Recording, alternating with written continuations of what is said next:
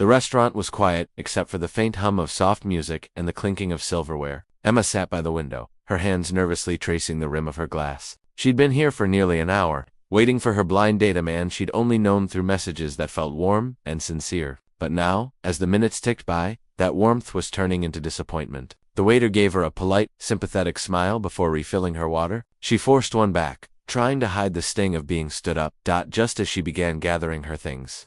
The door opened, and 3 little girls, identical triplets, no older than 5, walked in, holding hands. Their matching pink dresses swayed as they looked around the room with curious eyes. Then one of them pointed straight at Emma's table. "That's her," she whispered to her sisters. Before Emma could react, the smallest one spoke up, her voice clear and confident. "Our daddy's sorry, he's late." The entire restaurant seemed to pause. Emma froze, unsure whether to laugh or ask what was going on. The girls climbed onto the chair across from her like they already knew her. One handed her a small, folded note with a child's drawing on it. Emma's heart raced as she opened it, wondering what kind of man sent his daughters to meet his date. Was this a mistake or something else entirely? And most of all, where was their father? Emma unfolded the note slowly, her fingers trembling just a little. It wasn't written in a child's scrawl, but a neat, hurried handwriting.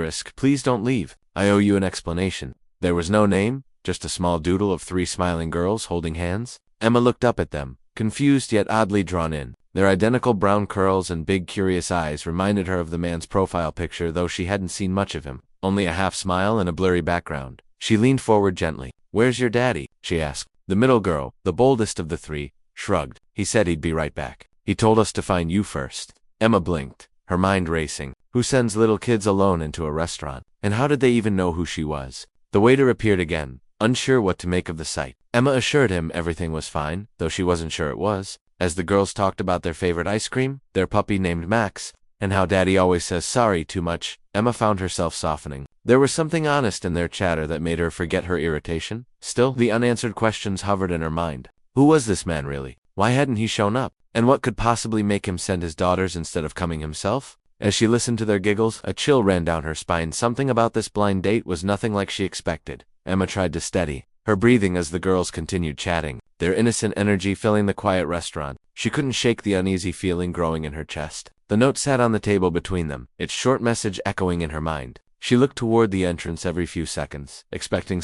anyone to walk in and explain what was happening, but no one came.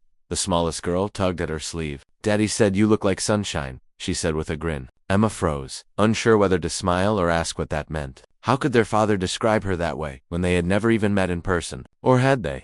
She reached for her phone, scrolling through the old messages. He had mentioned being a single dad, always busy, always late, but his words had a warmth that made her overlook the gaps. He'd told her he wanted someone kind, someone who wouldn't run from the chaos of kids. It all sounded so sweet then. Now, it felt like pieces of a puzzle that didn't quite fit. A sudden crash from the kitchen made one of the girls jump and start crying softly. Emma bent down to comfort her, instinctively wrapping an arm around her tiny shoulders. The moment was strangely grounding. These children weren't part of a prank. They were real, and they trusted her. Then her phone buzzed. A message flashed on the screen. *, please don't let them leave with anyone else. Her heart skipped. What did that mean, and who else was looking for them? Emma's eyes locked on the message glowing on her phone screen. *, don't let them leave with anyone else. Her pulse quickened as she reread it, her mind spinning with possibilities. Why would he send such a warning? The restaurant, once warm and cozy, suddenly felt colder, the low chatter around her turning distant. The triplets had gone quiet too, sensing her unease.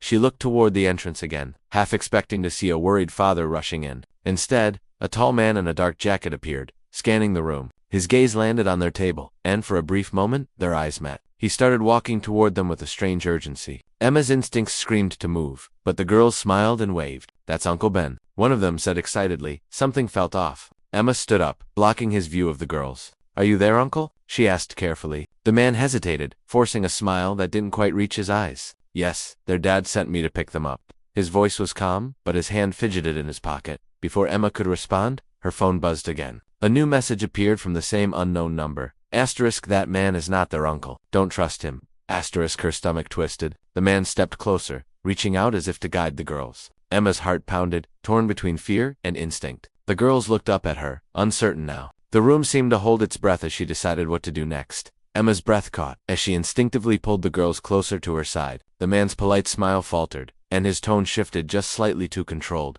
too practiced. "They're tired," he said quietly. "Let's not make a scene." but something in his eyes made Emma's skin crawl. She clutched her phone tighter, trying to think. The restaurant suddenly felt too bright, too exposed. Then the door swung open again. A different man rushed in, out of breath, his eyes scanning frantically until they landed on the triplets. The girls lit up instantly. "Daddy," they cried, their voices overlapping with pure relief. Emma felt her knees weaken, a rush of confusion and fear mixing all at once. The first man froze, his expression hardening. "You shouldn't have come here," he muttered under his breath, stepping back but not leaving. The real father reached the table, his voice trembling as he spoke to Emma. "I'm sorry. I couldn't call. My phone was taken." His gaze darted toward the stranger, tense and guarded. The entire restaurant fell into uneasy silence. Emma could feel the weight of every eye on them. The triplets clung to their father, tears welling in their eyes. "Daddy, we found her like you said," one whispered, pointing at Emma.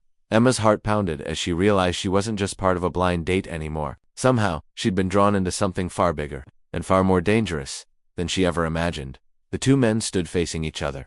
Tension so thick it felt like the air itself had stopped moving. Emma stayed beside the girls, her hands trembling as she tried to process everything. The father's eyes burned with a mix of anger and fear. "You followed us," he said sharply to the man in the dark jacket. "You don't get to scare my daughters again." The stranger's expression twisted, his calm facade finally cracking. "You shouldn't have taken what wasn't yours," he shot back. The words made Emma's heart skip. What was he talking about? Before she could ask, the father moved, stepping protectively in front of his girls. "It's over," he said firmly. "The police are already on their way." The man's eyes flicked toward the door, realizing too late that two officers were already entering the restaurant. He turned to run, but one of the waiters who had been quietly watching the whole shot blocked his path. Within seconds, the officers had him restrained, his shouts echoing through the stunned crowd. The triplets clung to their father, crying softly. Emma exhaled for the first time, relief washing over her. The father turned to her, his voice shaking. "Thank you for not letting them go. You saved them." Just as the police led the man away, Emma's phone buzzed again. Another message appeared from the same unknown number. *, "You met the wrong man tonight. The real me never made it there." Her blood ran cold as she looked up, realizing the story wasn't over after all. Emma stared at the message, her heart thudding as the realization sank in. The man she had been talking to online, the one she was supposed to meet, had never even arrived. Everything that happened tonight, the confusion, the fear, the danger, had been part of someone else's plan. She showed the text to the police officer, who nodded gravely and promised to trace the sender. The father, still shaken, thanked her again, his voice filled with quiet sincerity. "If you hadn't trusted your gut, I might have lost them," he said, glancing down at his daughters who were now fast asleep in his arms. Outside, the flashing blue lights faded into the night as the police car drove away. Emma stood on the sidewalk, the cool air brushing against her skin, trying to make sense of it all. A blind date that started with disappointment had turned into something she'd never forget. A reminder that sometimes instinct speaks louder than logic. The next morning, she received one last message. This time, it was from the real man she'd been meant to meet. "I'm sorry I couldn't make it last night. My account was hacked, but I'm glad you're safe." Emma smiled faintly and replied. Maybe fate had other plans. As she closed her phone, she realized that the night hadn't just been about a missed date, it had been about trust, courage, and unexpected connection. And somehow, in the middle of all the chaos, she had found her strength again.